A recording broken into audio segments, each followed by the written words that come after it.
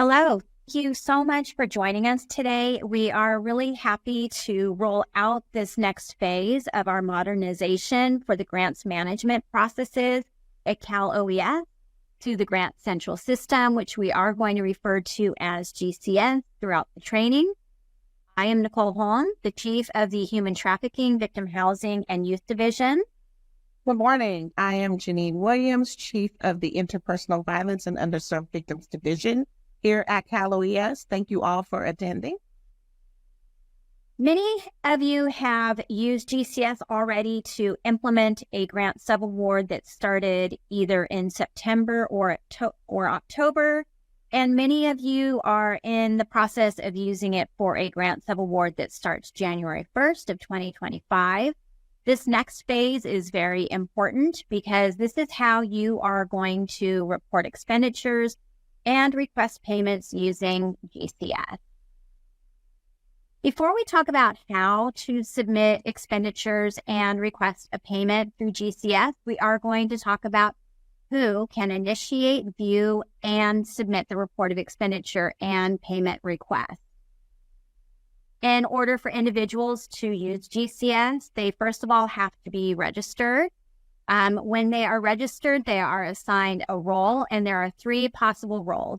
There is the organization authorized agent, the organization entity representative, and an organization entity viewer.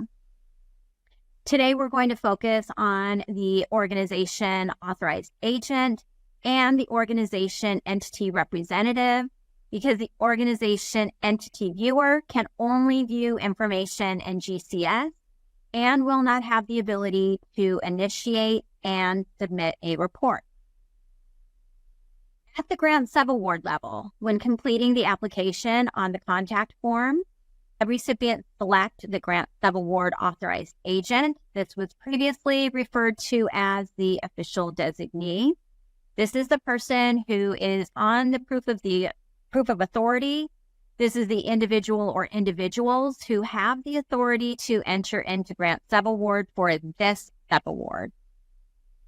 The subrecipients also enter contact information for the grant subaward director, the grant subaward financial officer, the governing board chair, the grant subaward programmatic point of contact, and the grant subaward financial point of contact. The individuals entered on the contact form, combined with their GCS role, identifies the authority they have for initiating, viewing, and submitting the report, or initiating and viewing the report only. As you can see on this slide, the GCS role, combined with the grant subaward contact, determines their level of authority either to initiate, view, and submit the report, or to initiate and view only. The grant subaward authorized agent, the grant subaward director, the grant subaward financial officer, and the governing board chair are all able to initiate, view, and submit the payment report. Now, the grant subaward programmatic point of contact and the grant subaward financial point of contact are also able to initiate, meaning they can complete the report and view the report, but they do not have the authority to submit the report. One of the other grant subaward contacts would have to log in and submit the report if one of the other roles, the grant subaward programmatic point of contact or the grant subaward financial point of contact, were to complete the form. They would have to save it and then have somebody else log in to submit the form. Now that we have covered who, we are going to cover how we do this.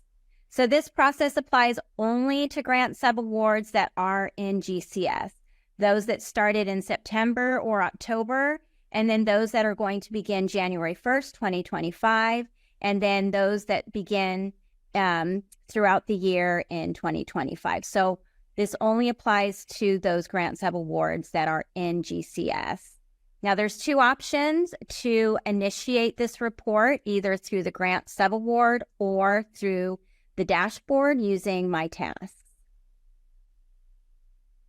Starting with the grant subaward, You enter the grant subaward, and then in the left navigation pane, you are going to select Initiate Related Document.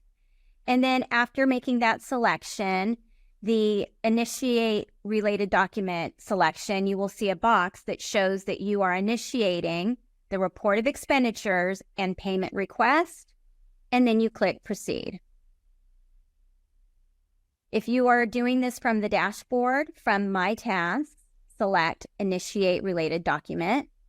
And then for subrecipients who have more than one grant subaward, you are going to receive the Initiate Related Document window so that you can use the drop-down and select the subaward for which you are initiating this document.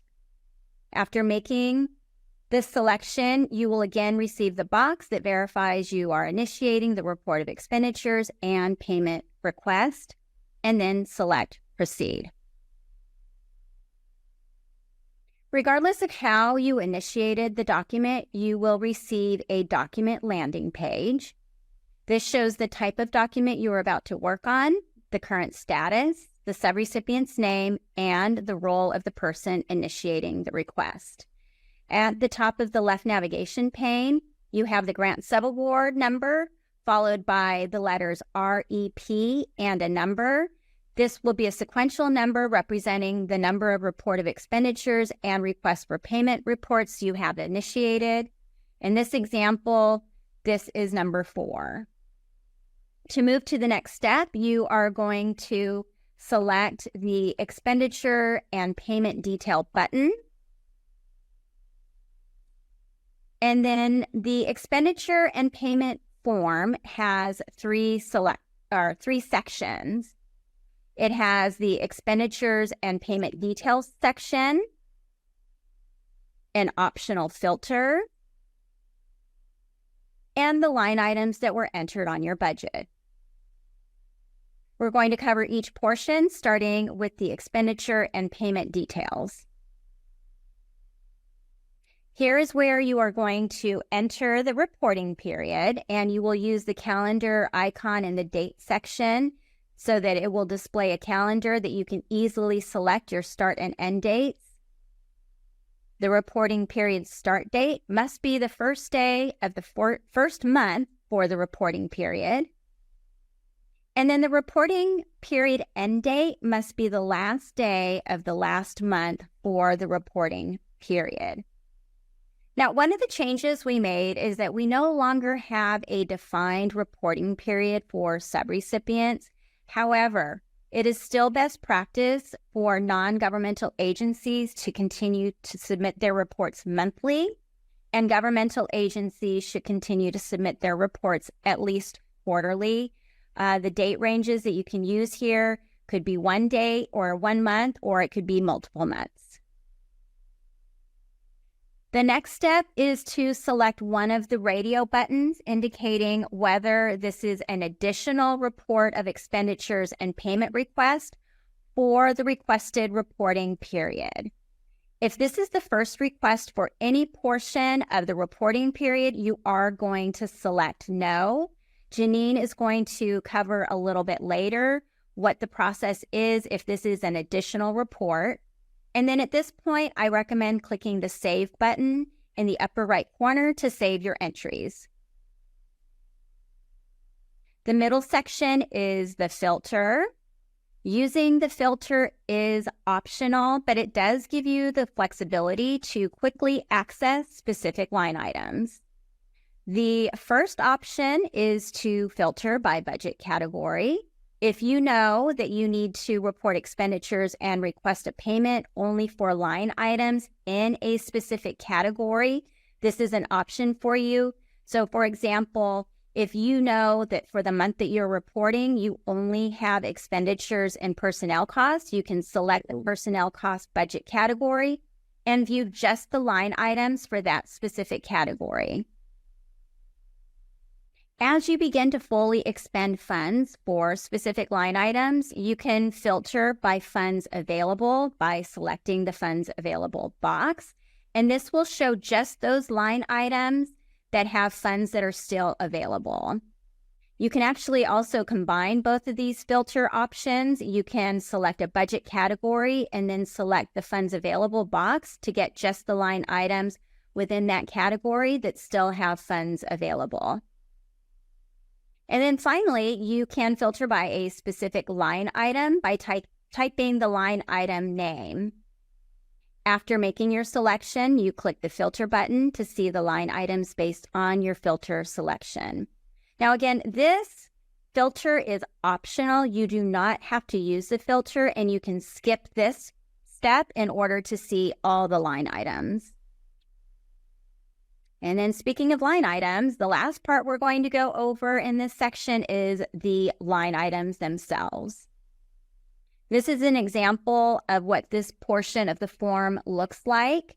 This is where subrecipients will enter their expenditures and payment amounts by line item and fund source. This includes match. Whether you have one fund source or multiple, the form is going to display all. There's a lot of information here, so we're going to break this down in the next few slides as well. So this first section is the budget categories that the subrecipient selected for their budget, and then also the individual line items that were created within those budget categories. Every fund source is going to have a table that looks just like this. At the top of the table is the fund source. The table includes the amount allocated to the line item for that fund source, the amount remaining for the line item for that fund source, and each fund source table has column totals down at the bottom. Looking at the same fund source on the other half of the table, it shows the amount of match by cash and in kind remaining for that line item. If match has not been allocated to a particular line item, it's going to show zeros. And if the subrecipient has a full match waiver, it will also show zeros. The final column is the percent of funds that are remaining for that line item and fund source. At the end of the form, there is a section that includes all fund sources combined. This includes the total match reported. This is the amount reported for this particular report. It includes the total payment requested, which is the amount requested for this report. It includes total expenditures reported. This is the amount reported for this report. And finally, it includes previously reported payments. This is the total of all payments requested for that line item. So this is the amount from all previous reported expenditures and payment request reports that have been submitted and paid. This is the only column in this section that is a total of all previous reports. The other three columns are data for the current report. Now that we have reviewed what the form looks like, we are going to go over what it looks like to fill this in. Subrecipients enter their expenditures and payment amounts by line item. In this example, I'm going to enter expenditures and a payment request for the first two line items. So for the first line item, I'm entering $500 in the expenditures reported and $500 in the payment request amount. In the next line item, we enter $1,000 in the expenditures reported and also $1,000 in the payment request amount. Once all the amounts are entered, you want to select Save. Now, the system has dependencies or business rules built in that will prevent subrecipients from incorrectly completing this form. And a little later, Janine is going to go over those business rules.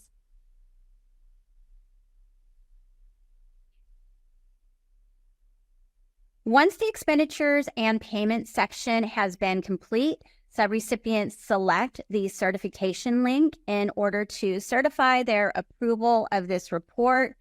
This language is similar to the language that is above the signature section on the Report of Expenditures and Request for Payment Form 2-201.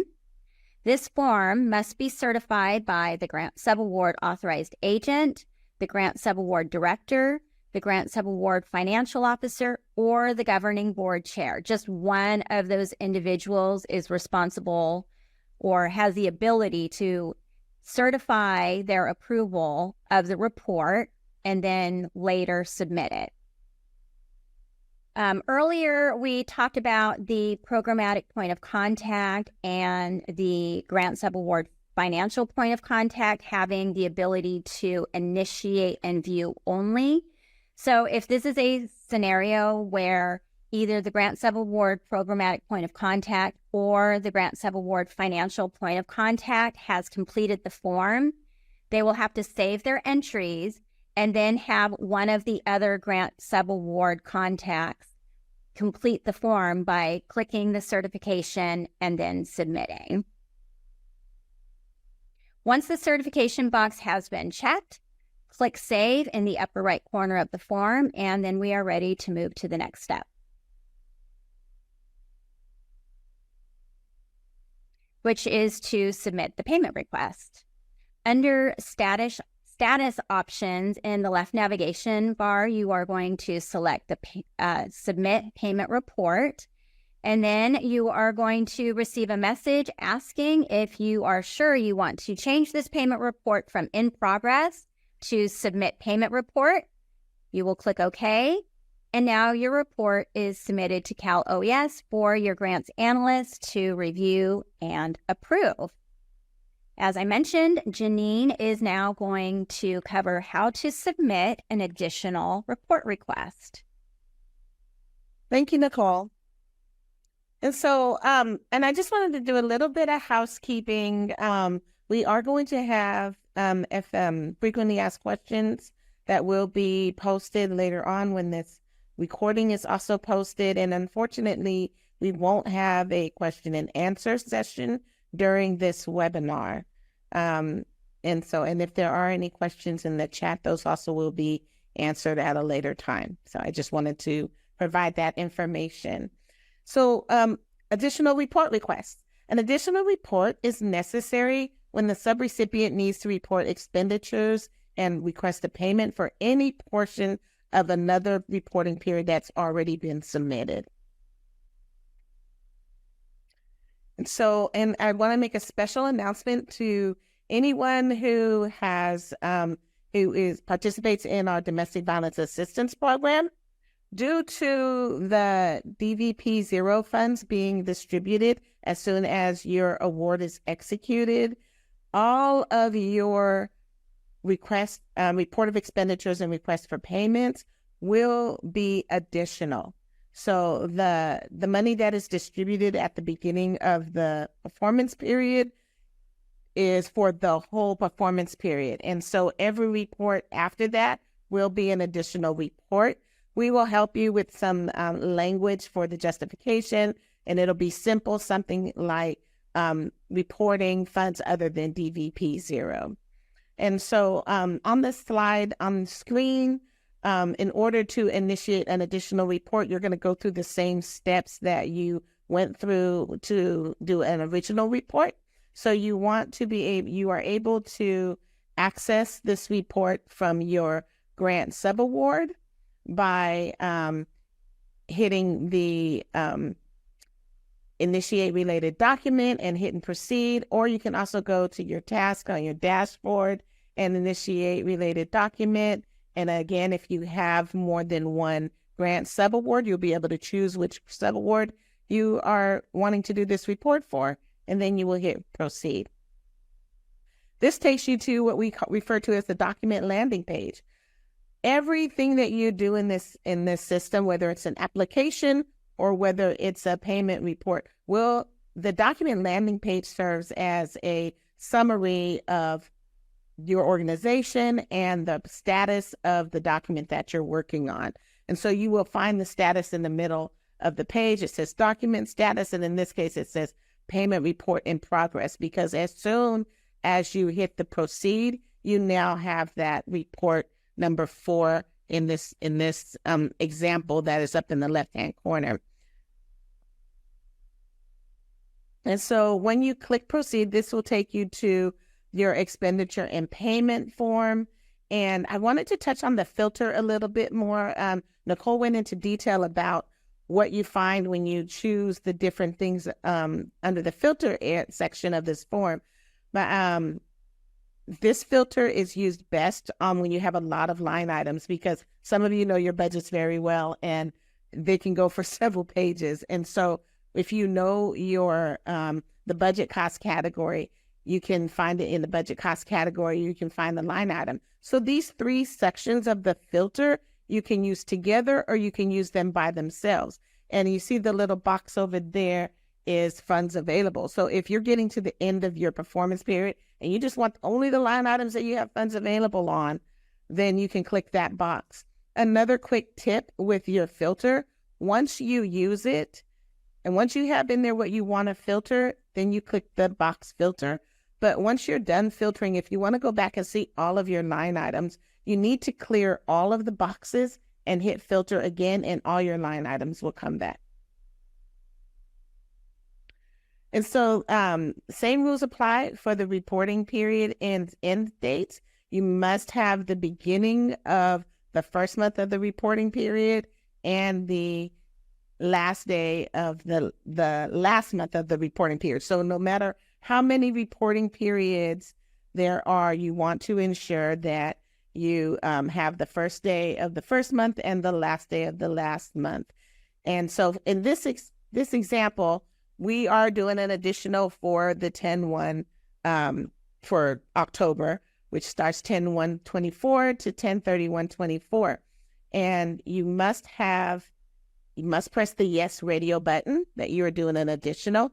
And I will tell you that the system will stop you. If the system knows that a 10/1, that a report has already been submitted for this month, as soon as it sees that 10/1/24, it will stop you. Even if your end date is 11/30/24, the system automatically knows we've already had a 10/1/24, so this has to be an additional. So you will receive an error that directs you to click yes for this being an additional report. And then you will have to have a justification for why you are doing this report. So as I was speaking to our participants in the DV program, they will always have to have a justification. But in this situation, if you are just doing an additional report, you can say, oh, I forgot a line item from my October report. And you can even, as I was stating in my example, you can end it in 11/30/24 and say, and I want to report new expenditures for November. That way you're clearing up something that you forgot in October and adding on expenditures that you need for payment for November. Okay.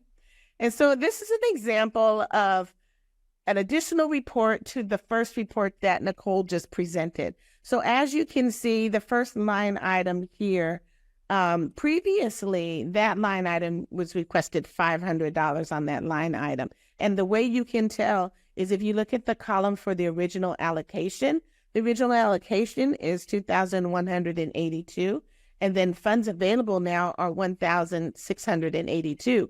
And so the amount has changed because the $500 from the first report has been deducted from the funds from the original allocation. So you're able to know, okay, I have $1,682 left in this line item, and I need the other $1,000 because I should have originally requested $1,500. Also note that the line item right underneath, although we're not requesting anything with this additional report, you can see where the form is tallying and keeping track of what has already been requested from your agency. So that original allocation is $18,406 with the funds available $17,406. However, when you go down to the second yellow box, you'll see that we're asking for some additional funds from this line item of $2,000. So this is the example where you are requesting more money from a line item that you already requested, and then asking for brand new funds from a different line item that you have not utilized yet. And that's the whole purpose of being able to do an additional report. This is also the best place for you to see your balances for each line item.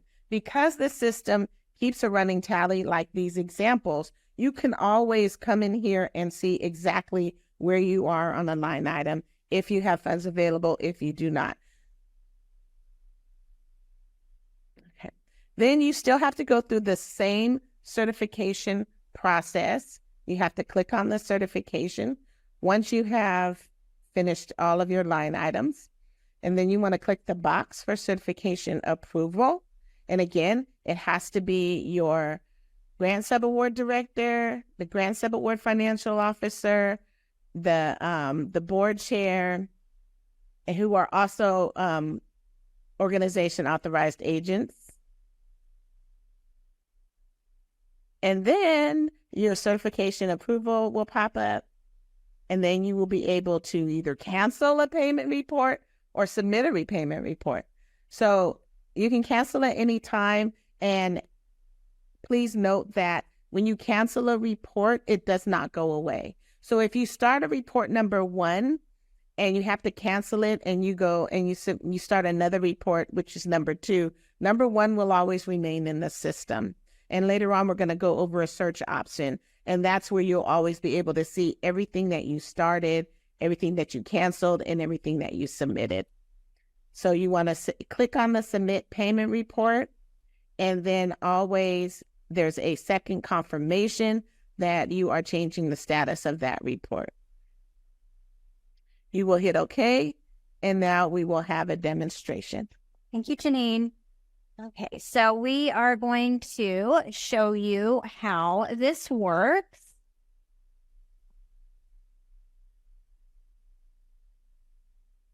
Okay, so I'm here on, let me make this bigger.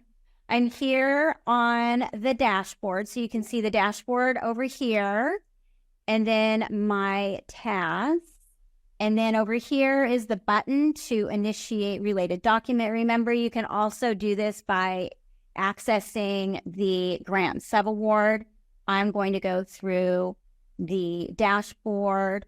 Here is the drop down. This subrecipient has 2 programs. I am going to select the program for which I want to initiate a report of expenditures and payment request.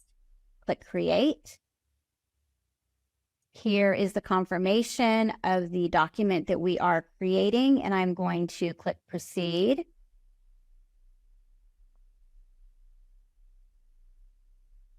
And here is our document landing page, and it shows that I am in the report of expenditure and payment request. This is a payment report, and it is in progress. Today, I am logged in as an organization authorized agent. So my next step is to go to the expenditure and payment details.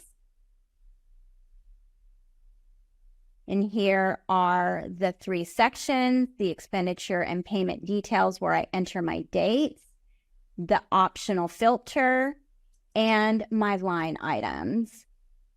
So I'm going to use the calendar icon to begin entering my dates. I'm going to do October 1st. And by the way, I'll just chime in, Nicole, if you don't mind. This is the best way to select your dates for your reporting period. So it's by utilizing the calendar so that you ensure that it's typed in the correct way. Thank you, Janine. You're welcome. So you can see here that we have a full month in our reporting period. This is going to be my first report for this reporting period, and I'm going to select yes. I'm going to select no. And I'm not going to use a filter. I'm just going to go down to my available line items. I also do want to point out, and Janine's going to cover this a little bit later, but because there's a lot of information on this screen, you can see you have to scroll. The default is for the left navigation bar to collapse, and Janine's going to cover these icons with you so that you can have some quick access to other parts of the navigation pane. So this is what the form looks like. You can see here I have 23 VOCA. I have to scroll down a little bit to get to my next fund source. Here is 24 VCGF.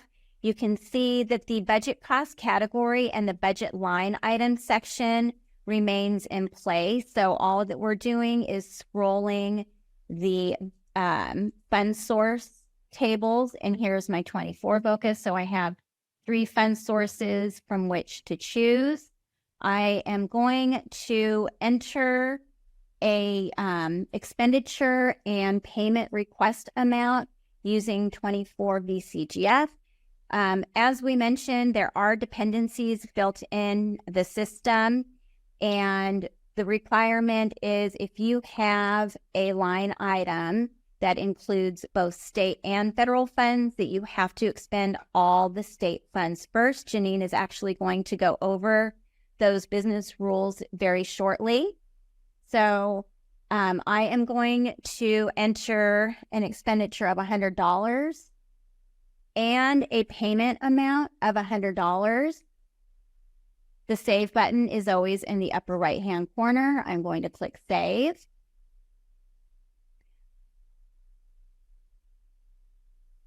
Why is this partially in the future?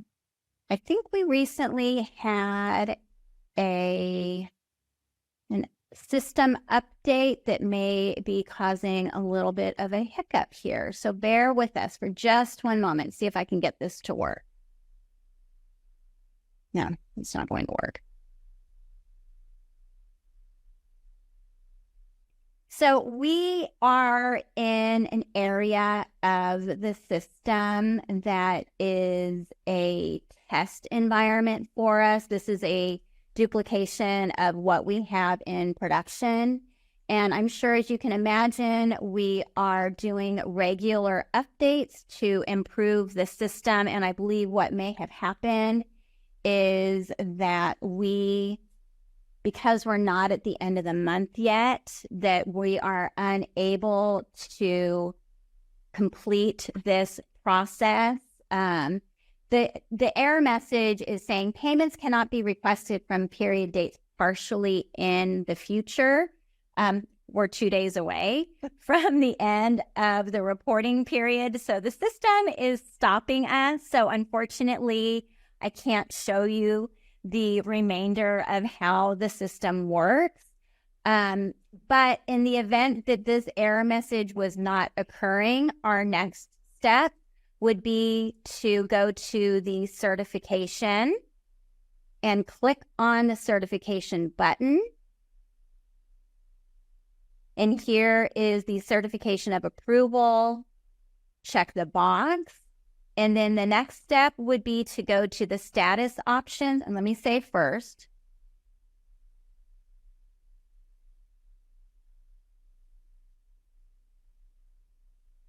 and it may take a moment, probably because I'm trying to continue to submit this report, even though I have an error message. And this is the beauty of the business rules that we have been able to build into this system. It stops us from doing things that we're not supposed to do, and that's great. Unfortunately, we wish we could have shared this whole thing with you, but we did get the approval. So now Nicole's going to move forward. So the final step, again, it's not going to let me complete this because of the error message. So this is just for demonstration purposes only. The next step would be to click payment or submit payment report. And then here is our message. Are you sure you want to change the status form from payment report in progress to submit? I'm going to click OK. It is going to give me another error message. But again, just for demonstration, we wanted you to see how the system truly works. So it's telling us that we cannot submit this with errors. Again, we have the error message because we're not quite at the end of the month yet, which again, this is the nice thing about the system is it does have these dependencies built in so that you cannot request or submit a report that has errors on it.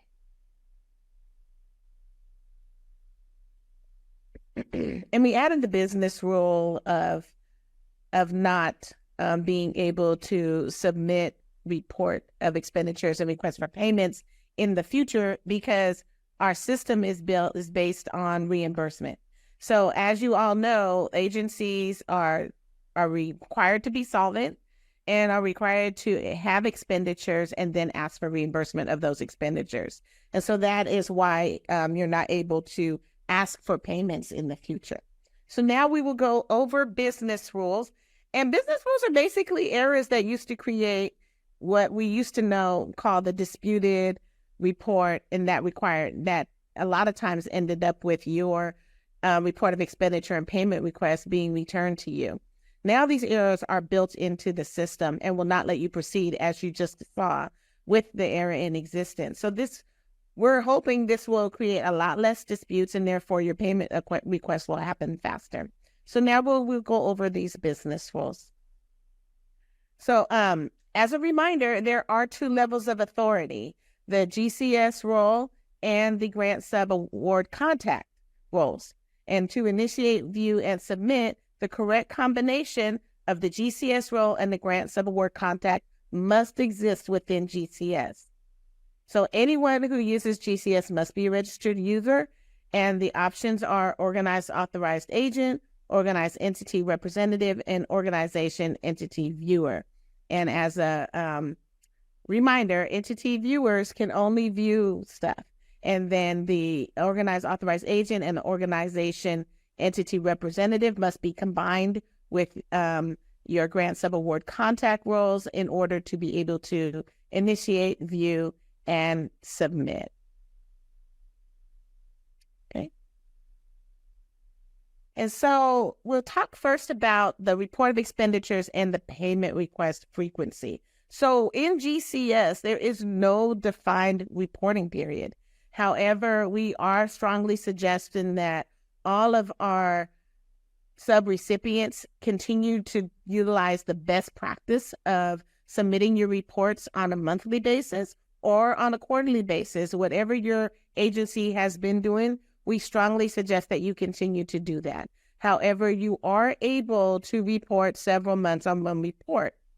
But keep in mind, we will require your agency to have the backup documentation to support these reports, and that we will check them during a performance assessment. So if there is a time where your agency has to report 4 months on a report of expenditure and payment request frequency request report, we will expect you to have the documentation to support all of those 4 months.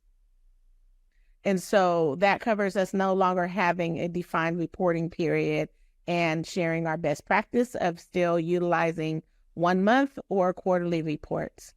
So you can submit, as I gave you the second example of submitting for 4 months, you can submit reports with 1 or several months. And you are no longer required to submit a report if there are not any expenditures. So in the past, our subrecipient handbook, which, by the way, sidebar, was just updated last week. So we have a new subrecipient handbook that's out right now. And we are no longer requiring you to submit a report if there are not any expenditures. So in the past, the subrecipient handbook stated that you had to submit a report every month, regardless of if you had expenditures. So our agency was actually receiving reports with 0 expenditures on it. So we're not requiring that anymore. And if you are submitting 2 reports at the same time, subrecipients cannot request funds from a line item that is requested in another active report.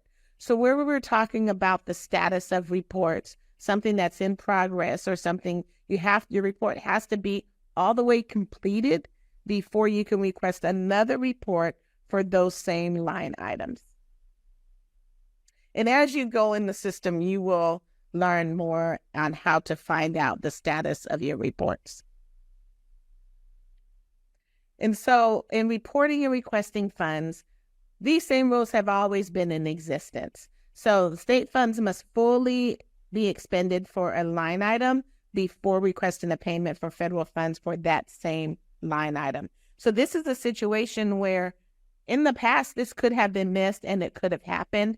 and we might have been, our analysts might have had to contact you and say, hey, you weren't supposed to do this, but you were still able to get paid for it. Well, now the system will create an error and will not let you move forward unless you are requesting state funds in full before you request federal funds for the same line item. So I know a lot of you are already in grant subaward agreement, but this should help you start thinking differently about how you build your budgets so that you can ensure that you're able to use the funds when you need them.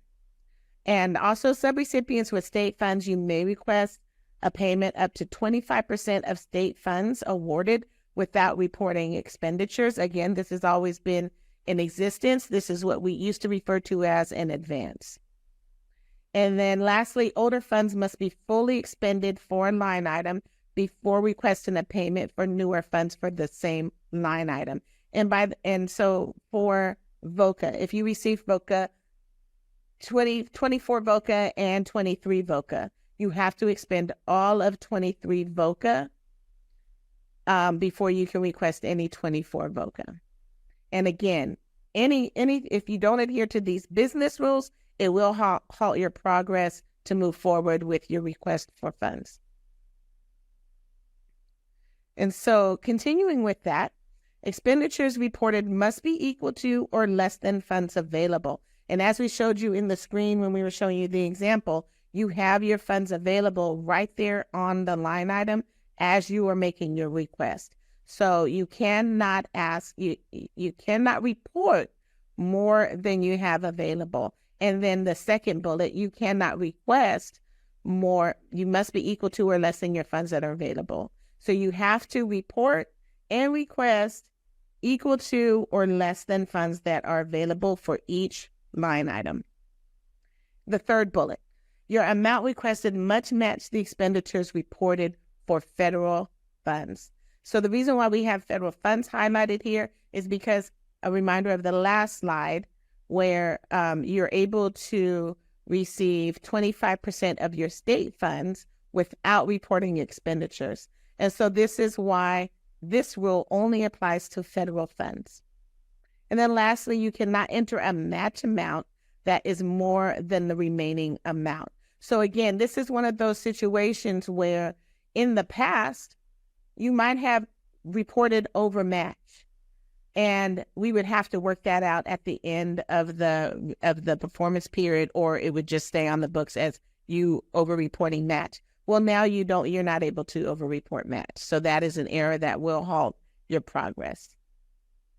And so this is the best way these are the business rules that will halt your progress. And as a reminder, your balances are right there on your line item on the payment detail report form as you are requesting it.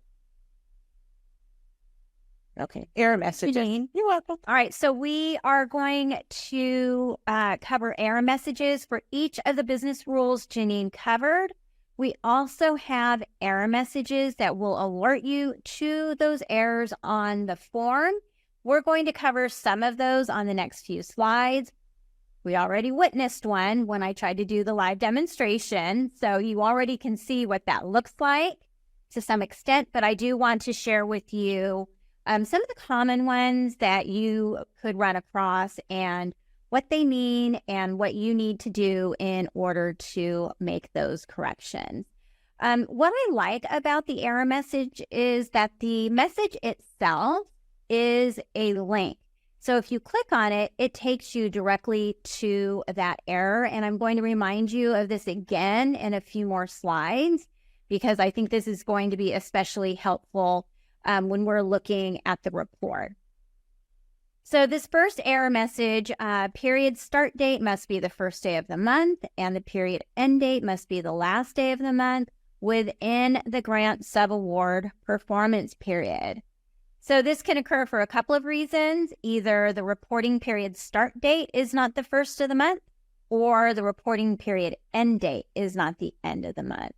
This could also occur because you have entered a date range that is outside the grant subaward performance period, which means you need to re-enter new dates that are within the grant subaward performance period. So this is what it would look like if it was incorrect. Here we have entered October 1st with the period start date and the reporting period end date of 10/24/24, which is not the end of the month. To correct that, you are going to use the drop down to select the end of the month. The next error message is additional report/payment request for reporting period is required. This means that you have entered dates and clicked save, but you did not select one of the radio buttons. So these are the radio buttons. You are going to select yes if any portion of the report period has been previously submitted, and you are going to select no if this report period has not already been submitted. Next is a report of expenditure and payment request has already been submitted for the reporting period. What this means is a report of expenditure has already been submitted for the time frame requested. And if this truly is an additional report, you are going to select yes and provide a justification. So this goes back to what Janine was talking about. The system recognizes when a report has been submitted for dates that were previously requested. It's going to give you an error message asking you if this is an additional. Next error message you could receive is that a justification is required. This means you have selected the yes radio button, indicating that you are submitting an additional report, but you did not enter a justification. So this is what it looks like if it is incorrect. To make the error message go away, simply add your justification and then click save. The next one is state funds must be requested in full before federal funds can be requested for a particular line item, as Janine just covered. If any line item has both state and federal funds, the state funds must be fully reported and requested before you can request any fund from the federal source.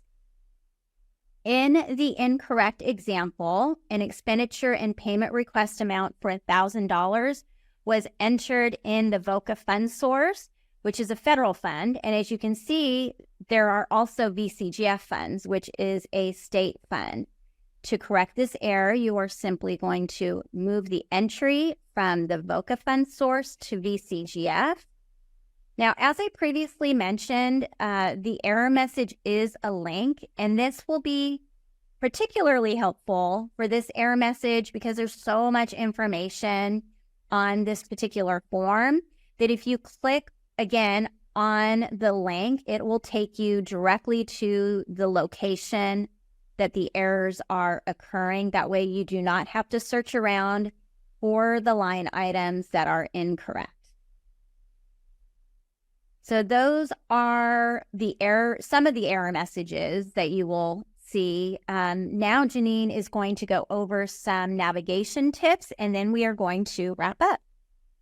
Thank you. So navigation, this is the fun part. So you can figure out how to get around this system. So because there is so much information on the expenditure and payment detail form, the side navigation bar is hidden by default. So there are shortcut buttons on the toolbar that we're going to go over so that you'll know how to navigate when this happens. So the first ones are the first three. Click on the three lines at the top of the navigation bar will open up the navigation bar and allow you to see all of the items that you have available to you. The second button, the I, is exactly that. It's for information. It provides the information like what template type, your status, and the name of your organization. And then the next one is the the pencil button, or like the edit button. So this button will take you directly to your expenditure and payment details form or your certification form, whichever forms are related to the document that you're working on. So the next one is a wrench, and that is what exactly it's for, the tools. So it takes you to the tools section of the side navigation bar, and it only is going to show the tools that are available for this template. The next one is the fun one because it's the airplane, the paper airplane. So that means that you're done. So it takes you to the status options for the template. So where you can either cancel the payment report or submit the payment report. And this last one is pretty fun. It's the folder, and I'm sure a lot of you have seen it in doing your applications. And as you can see, this is going to take you to related documents. And in this situation, there's the applications and the payment report that you can choose. And again, you saw this folder when you had like more than one line item or on different categories. So when you click on that, it will take you to, if you click on payment report under related documents, you will be able to see how many payment reports your agency has completed so far. So your agency, in this example, there's one completed report, and then there is a report that's in approval processing, and then the last two are in progress. And so now we want to go over search options. Search options are important because if you're not sure where you want to start, you can see, okay, if you're not sure how many documents your agency has already submitted, you can always find them through the search option. So an easy way to find all of your recent documents is to click on the search feature back on your dashboard. So it's at the top of the dashboard page, and you can click on the search feature, and you can click on recent documents, which will take you back to a document that you just worked on, or it will take you have your choice of applications or payments. So if you click on either applications or payments, this next box page will pop up, and then you can search for your document. And there's different ways that you can search for your document. So the type means program name. So you can put the program name in there. The organization obviously is your organization. And then status is different statuses, which you will see here. These are all different statuses for your payments. So it can be a payment approved in processing, a payment processed, a payment report complete, payment report denied, it's in review.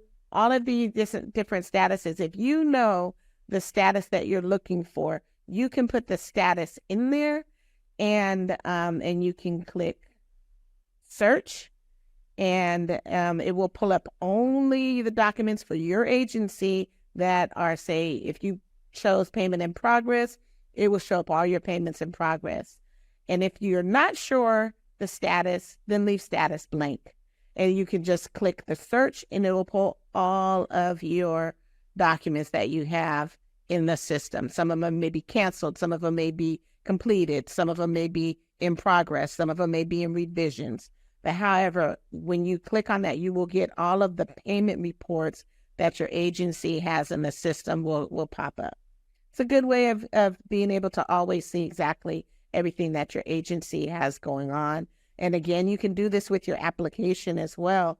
Once you submit your application, if you want to know where it is in the process, you can search it here, and you'll be able to see the status of it. Now, if you want to do a fresh search, all you have to do is hit the clear button, and it will clear out all of the filters, and then you can start fresh. And then that is everything. As a reminder, this webinar has been recorded and will be available if you need a refresher, or if you have someone within your organization who is not able to attend today. We will also have the frequently asked questions available. And as always, if you have any questions, please contact your grants analyst for assistance. And Nicole? That's it. Thank you all so very much for joining us today. As Janine mentioned, we will have resources available to you, and your grants analyst is always available to help if needed. Thank you. Have a wonderful day. Thank you all very much. Take care.